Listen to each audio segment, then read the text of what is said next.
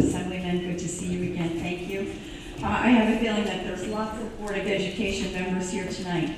And the New Jersey School Boards Association thanks you for the opportunity to come and speak to you. We are a nonpartisan federation of district boards of education.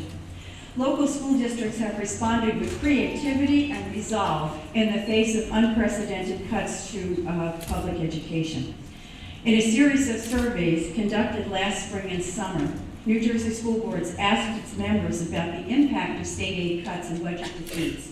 School districts reported reductions in the number of classroom teachers, program cuts, and the need to implement activity fees as a result of diminished funding. School business administrators, superintendents, and board presidents from 56% of the state schools replied to our initial survey. Over 40% responded to a follow-up survey that focused exclusively on classroom teaching staff reductions. We also collected data on the implementation of user fees through a survey in the fall in response to an Assembly Education Committee hearing that Assemblyman Dyckman had. So let me share with you some of the results. While they do not provide comprehensive numbers, the results present a clear picture in trends in how districts are dealing with reduced revenue. First of all, fewer teachers. 81% of school officials said their districts would reduce teaching staff in 2010 and 11.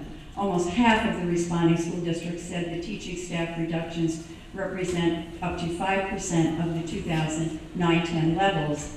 Another 36% districts estimate that layoffs would reduce teaching staff between 6 and 10%, and 16% indicated that they would reduce staff size by more than 10%, with the number of layoffs exceeding 100 teachers in some of the larger schools, and I'm sure that you'll hear more about that.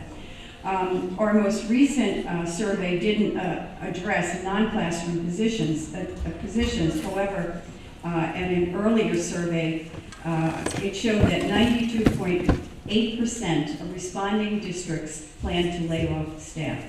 Many cited loss of administrative positions, guidance counselors, and librarians, as well as non-certified employees. Why so many? An overwhelming majority of respondents identified state school aid cuts, as you might imagine, as the primary cause of teaching staff reductions. Was there an impact?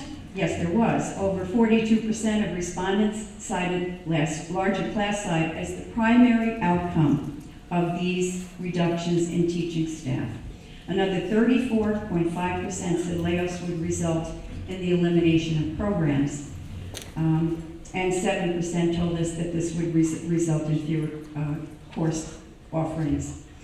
A large proportion of responding school officials said the reductions enforce effective positions held by tenured teaching staff.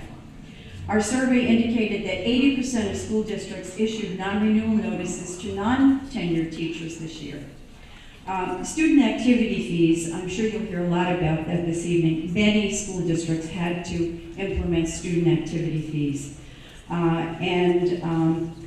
I'll just give you some examples because I'm sure that you'll get many more examples here tonight. You have your written. Can we have a copy of it? Yes, that'd be great. I have them for you. So I'll just give you some of these examples, and then you can hear from your districts that are here. Clinton Township and Hunterdon County reported that parents are paying the full cost of all sports and clubs, including the teacher stipend, officiating costs, and tournament costs.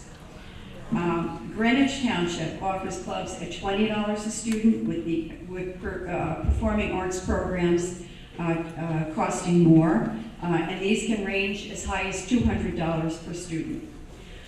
We also heard from districts in which there's a high school, and it's relevant because they offer, as you know, a much wider range of clubs and sports throughout the year.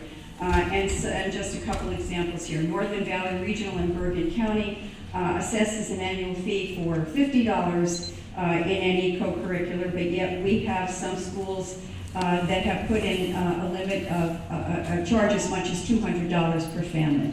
So they're really all over the map. In the best possible world, school districts would be able to continue to offer a wide range of extracurriculars and sports programs at no charge. but in our current economic climate, this clearly is not possible. So we believe that school districts need the option of assessing activity fees so they can continue to provide a wide range of services that these activities, as you've heard from the students, that are just so critical to their lives.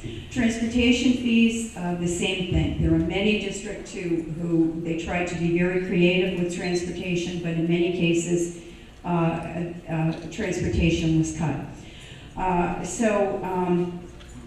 We join with everybody here in saying that we certainly have great apprehension about what this 2% cap is going to mean, and we'll certainly have much more information for you as all of the districts will be formulating their budgets, and we know that we'll hear from our districts soon. So thank you for having this hearing and for giving me the opportunity to give you this information on behalf of New Jersey School Boards. Thank you, and we should definitely stay in touch as we go forward. Thank you.